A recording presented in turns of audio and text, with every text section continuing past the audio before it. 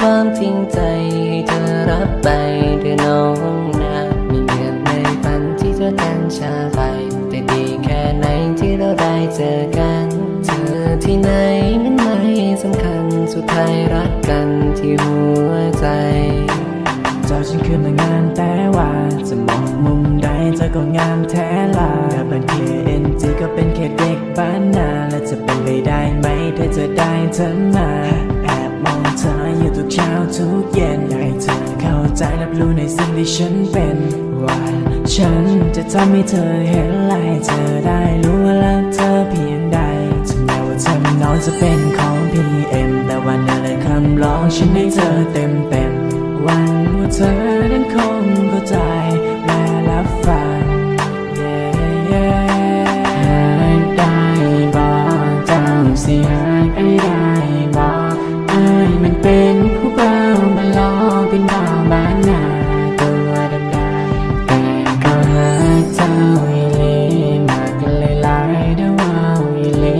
อยากสิได้อีลากำแพงมานอนดังดาว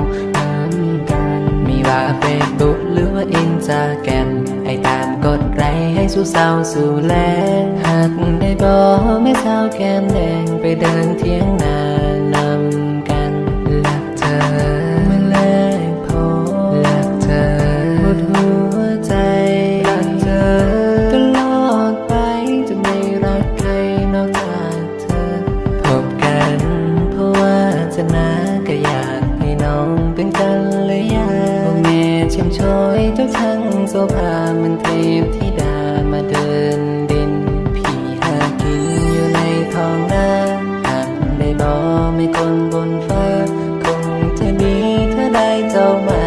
เคียงข้างกันไปจนชราสิเห็นได้MPกว่านี้เธอเชื่อใจหากว่าได้เธอมาจะจับมือเธอไปสู่ความรักของเราที่กว้างใหญ่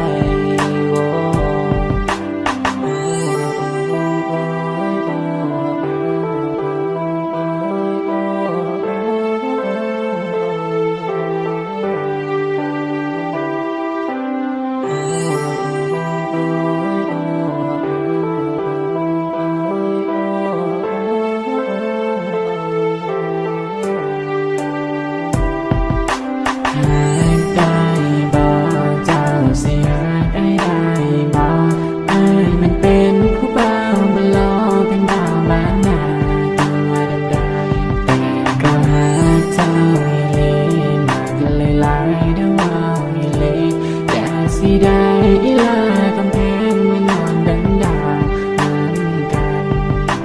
หากได้บอกเจ้าสิหากไอ้ได้บอกไอ้มันเป็นผู้เบาบนล้อเป็นดาวบ้านนาตัวดำแต่ก็หากเจ้าอีลีมากเลยหลายเด้อว่าอีลีอยากสิได้